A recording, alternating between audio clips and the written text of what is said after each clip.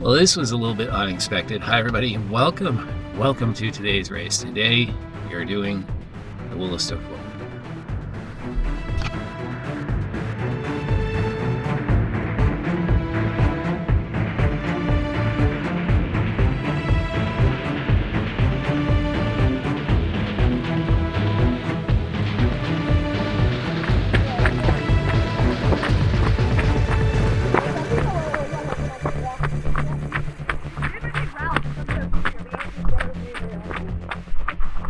Oh, how things change so quickly. Hi everybody, welcome to today's video. My name is Matt and this is What Matters to Matt. And on today's video, we're going to be talking about how I went from Speed Dream Summer of Speed, where I was planning on running faster paces over the shorter distances, 5Ks, 10Ks, in an effort to get a little bit faster before I trained for my marathon that was coming up this fall, to running my first ever ultra marathon, or at least the first time I went over 50K. And this truly and honestly all happened within a 1 week period, where it started off with me being really inspired by Bear Performance Nutrition, or at least Nick Bear, and the ultra marathon, or the last man standing event that he had down in Texas on his ranch. It was all over Instagram. They did an incredible job with their social media, and that got a switch turned in me, that got me inspired, that had me thinking I needed to get into an event that I had done a couple of years ago, and that was the Woolastook Whooping. Now, if you don't know what the Woolastook Whooping is, this is an event that is in my local area, Fredericton, New Brunswick, and actually this ended up being the last year for that. Jos, the organizer, who's incredible, he's a very important piece of the trail running community here where I live. Why do you do this? It's just fun for everyone, I guess. I don't know. I've been wondering myself, but this is the 6th year I'm doing it. Yeah. People love it. Yeah. So and I get a lot of pressure out of people, Suffering. themselves. The suffering too, like the tears and whatnot. Yeah. But it's just cool. Holy, you're so strong. Yeah, that was awesome. He has just grown to a point where he has to kind of divide his attention so much that he had to figure out exactly what events he was able to carry on, and this one kind of ended up on the chopping block, which a lot of people were disappointed in, but I understand exactly where Jos is coming from. And now the way this event works, it was a total of 12 loops. It's a little bit over 6 kilometers each loop, or at least according to my watch, and it's full of vertical gain, full of rocks and roots, full of what I would consider fairly technical trail, very technical trail in terms of what I normally run on, which is primarily roads. This year happened to include a lot of rain and mud, which we'll get into, and previous years, or at least the other year that I ran this race, made my attempt to actually finish this race, it was incredibly hot, which ultimately led to my demise, and I'll make sure to link to that video if you want to check that out. I think I've gotten a little bit wiser, and I think if you put my today's head in terms of my running brain back into my body back those couple of years ago, I probably could have at least squeaked out a couple of extra laps. But this year was a little bit different. The last loop in this race, once you've completed 11 loops, turns into a little bit of a race. So anybody who's still surviving, by the time you get to that 12th and final loop, when we say go, it is time to race. And you'll find out towards the end of this video exactly what my plans were for that last loop. Now, the swag for this race, or this event, was this beautiful hat. This is the Dutch Viking. We'll still quoting here, this nice bucket hat. And that's the Dutch Viking himself, Jos, that I talked about a little bit earlier. And the other thing that I have to mention that is really, really dirtying up the office, but I couldn't help myself, I had to bring this in. The Salomon Pulsar Trail. This is the shoe that I wore for this entire event. And I don't have a whole lot of trail shoes. I've got one coming in that I'm pretty excited about. But this is what I wore for this event. This is what I wore for this event 2 years ago.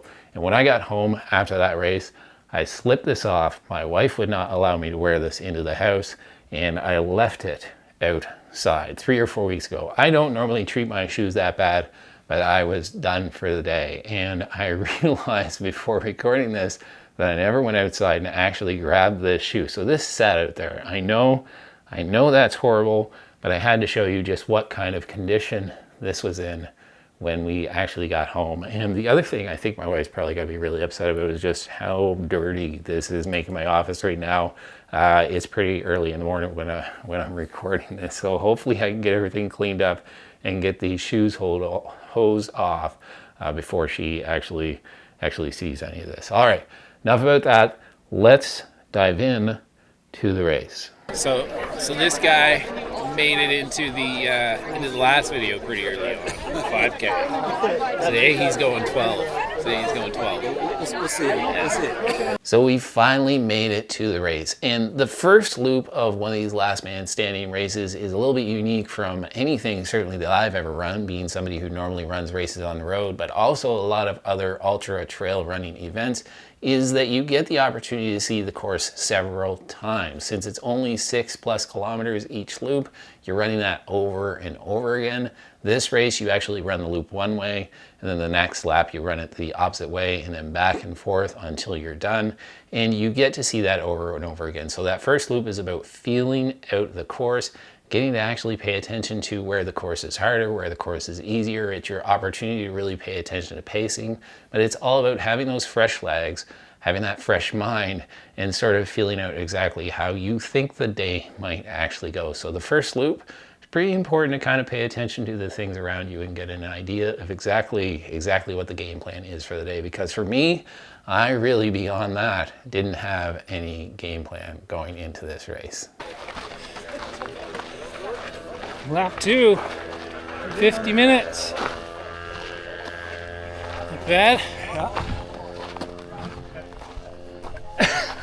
And loop 2 is where the negotiations start happening. It's this whole don't be stupid sort of time in the event. You don't want to go out too fast. You don't want to go out too slow. Do I bank time? Do I run steady? Do I just run free? How am I actually going to run this race? You're negotiating with yourself exactly what kind of pace you want to live and what kind of pace you want to leave each lap. Because remember, you start that next loop at the beginning of the next hour. So do you want to leave yourself 10 minutes, 15 minutes? Do you want to stroll over the line right away, turn around and go on the next loop?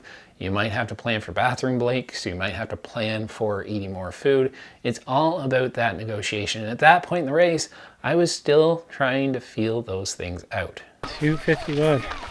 That's not bad. I mean, do that. Thanks. 51 minutes, loop 3. Comfortable. Loop 3 is really where you start to see who is in it for the long haul, who's taking this thing a little bit more serious, and who's just there to run a race. We've already had a few people that have decided that they're done for the day because that's all that they planned on doing for the day. That was the event that they wanted to do. They were fine with it. They had a great run. That's what makes these runs so incredible. But others were definitely in it for the long haul, and others were definitely in it to take the win at the end of the day, which I was not. For some reason, the last 2 loops have gone about a minute slower each loop. Not a trend that can continue, but still nice and comfortable. Loop 4 was actually where that rain that I had talked about and we had anticipated earlier actually started to show up. It wasn't heavy at the time, it was just letting you know that it was there. The trail wasn't overly muddy by that point, but it was a little bit slick, and I noticed when I came in for that fourth loop that it was actually my slowest loop for the day, and I was already starting to think that if I was going to actually make it to the 12 loops, this wasn't a trend that was going to be able to continue. Eventually I'd have to figure out a way to keep my pace around the 50-minute mark. What's that, lap 5? About just shy of 50 minutes. Shy. Pretty solid loop.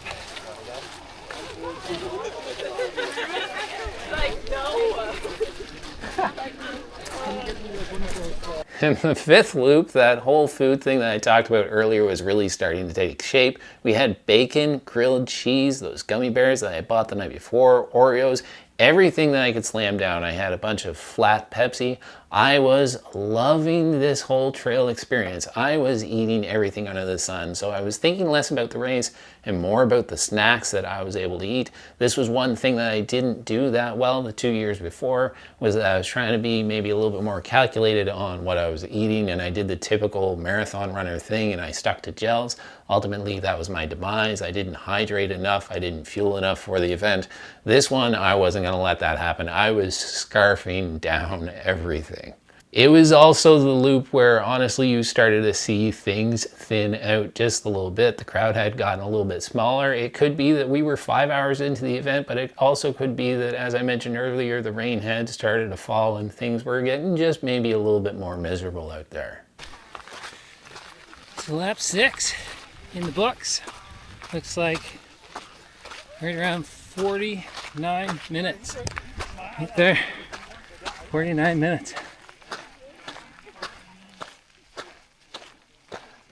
Now this loop, the sixth loop, when I look back on this race, this turned out to be a little bit of a defining moment for me in terms of how far I was going to run. It was getting extra money, everything was slowing down, everything was getting a little bit heavier, and as we started out that loop, I turned and asked this guy beside me, I think I might have got it on film and I'll put it here. So we're in lap 6. Any plans on how far we're going today? One more. One more? Always one more. Oh, there's one more. This was also the loop where I was getting a little bit of chafing and blisters on my foot, and something that I remembered, at least from the research I had done on ultra marathons and when I had talked to other people, was to get those small things, take care of those small things, get them out of the way early. I didn't do that. There we go. Lap 7. 49 minutes. I gave it back. Okay.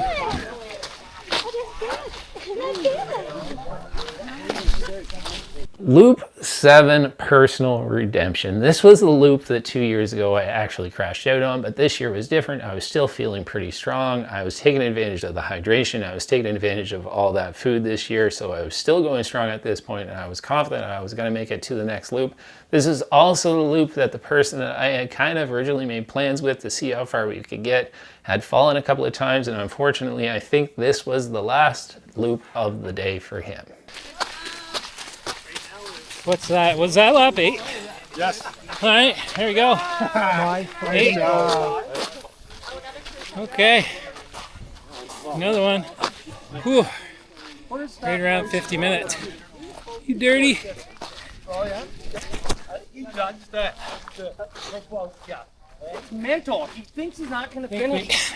Think we might change some socks out. No.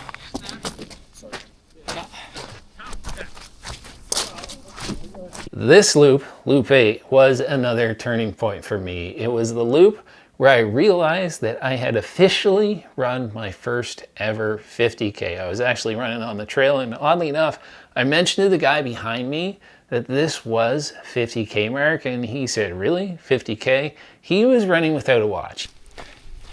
So, I know everybody's watch is a little different, but that's the first official 50K there. You're at 50K? Yeah.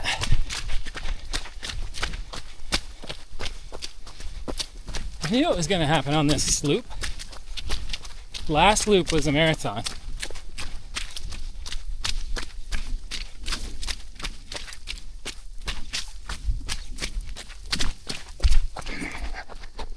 You trail runners that do that, you're absolutely bonkers to me. But he was running without a watch and he was surprised on just how far we had run. I was surprised. It was a celebration. And then it was sort of immediately followed up with what turned out to be the most miserable shot that I took with my GoPro that day. After that loop, the rain was coming down really pretty hard. And I took the time to actually sit on the cooler and eat some Oreos, and the whole time that I was doing that, I didn't even realize that I was filming. I had sat my GoPro down, and it just happened to be on, and I took this video of me sitting on the cooler, and I look absolutely miserable, but looking back on it,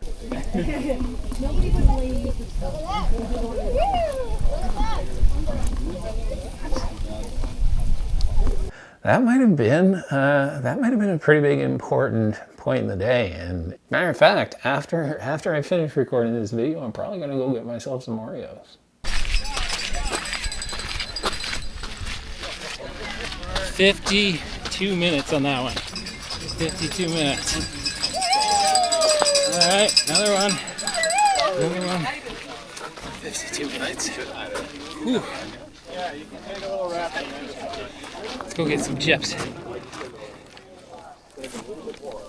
Now this loop, loop 9, it was getting pretty brutal out there. This was the loop where the rain was at its heaviest and it was getting really muddy. The rain was really pouring down. It was also the loop that you started to see some more people slow down, people that you thought were in it for the long haul. They were just, I think the mud was starting to get to some people and the weather was starting to get to some people. And there was one person, one of the unique things that I find about some of these last man standing races is that when you get down to that final minute before the next hour, what happens is you've got this point where everybody that is getting ready to start the next hour is standing at that start line. And ultimately you eventually have somebody who's just trying to get under the wire. And the way this particular race is set up, you've got one final steep hill to climb just to get back to that start point. And you've got all these people cheering somebody on, knowing the countdown. Everybody starts counting down 10, 9, 8, 7, and they're just trying to encourage that person to get over the line. And there was somebody who was able to make it over the line, sprint to the finish.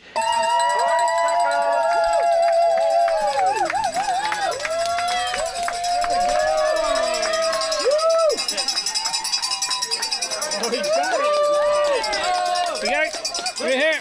Keep going, keep going.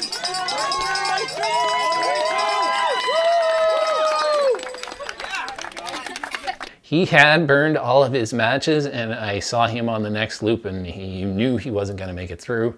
But it was an incredible moment for me. It was one of the best moments of the entire day. So if you end up watching this video, I have no idea who you are, but that was awesome. Awesome, awesome. This will be lap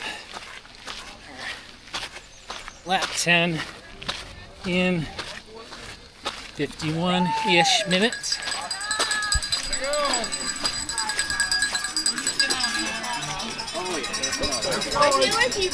This may be hard to believe, but it took until loop 10 before I actually started to think that I might actually finish this race. I had stopped counting loops quite a bit before that. I was just kind of rolling along. I was trying to deal with the weather. I was trying to deal with eating all the food and making sure that I got everything out of the way. But this was a loop where sort of faith started to creep in that I might actually finish this thing. We're about halfway through loop 10. Feeling pretty good. We might get this done. Ate it on the last loop pretty hard. Maybe I mentioned that. Can't remember. Still a beautiful day. Still a beautiful day. I was embracing the pain cave. It was starting to get a little bit hard, but I was seeing light at the end of the tunnel. So it was a really encouraging moment for me. And I think at least during the day, I talked about a couple of other defining moments that defined this race for me. But I think at least during that day, the 10th loop, when I realized I might actually do this thing, I might make it to the finish line and make it the entire 12 loops. This was the loop where that kind of became true. Another 50 minutes. 50 minutes, lap 11. Lap 11. There you go. Ugh. Got it. Might have one more. This loop, loop 11, was the biggest loop of the day for me. I know that there were other defining moments, and I talked about those earlier, but loop 11 was a big one. It was the loop that I realized that I wasn't going to actually race the 12th loop. I had probably made my mind up quite a bit before that. So partway through lap 11 now. Don't have much of an update other than as long as I can keep a decent pace. Now this is 12 loops, and the last loop, if you're still hanging around, is a race. We won't be racing. But B, this was the loop where all of the sudden, not only had I already realized I had run 50K, but I had realized that this was definitely the furthest that I had ever run in my life. And there was a moment, and maybe this just happens in trail running and not so much in road races, but there was a moment during this loop where I had a moment with 3 other people that I've been running with for a while, and I think it was loop 11, where we all just kind of at the same time during that loop, we were power hiking up this hill, and we all realized that this was the furthest that each one of us had ever run. And we had a little bit of moment, we shared some fist bumps. It was pretty incredible.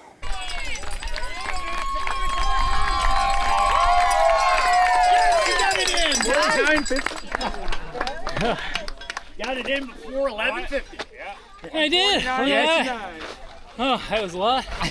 Way to go, man. So here we are. We've made it to the last loop of the race. And as I've already mentioned several times, my plan was not to race that last loop. I knew I wasn't going to have it in the tank. And I didn't, honestly, let's be honest, I didn't really have a plan for the day. 12th and final loop.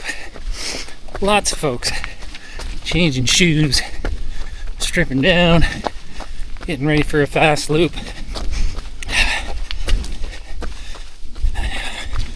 I'll be really, really curious to see what kind of paces they end up with, but I'm just worried about getting it done.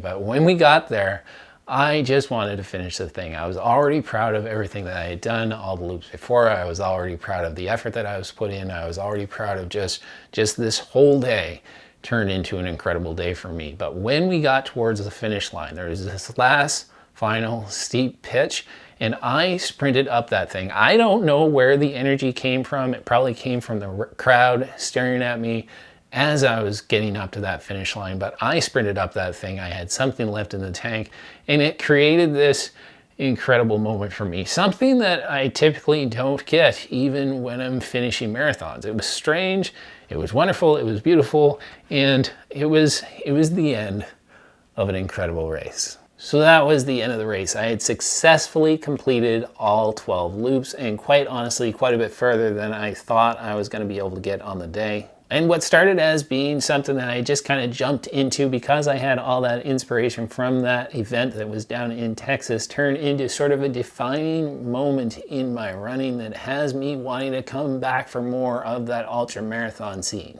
I do have quite a bit of unfinished business when it comes to road marathons, but after this event, this is definitely not the last of me in an ultra marathon scenario. This is something that is going to be in my future. Guys, if you are not currently subscribed to my channel and you like this video, please consider subscribing. If you're a longtime follower, again, from the bottom of my midsole, thank you so much. My name is Matt, and this has been What Matters to Matt, and ultimately, what matters to me most is my family. I'll see you in the next video. That was not the right choice. That was really, really muddy.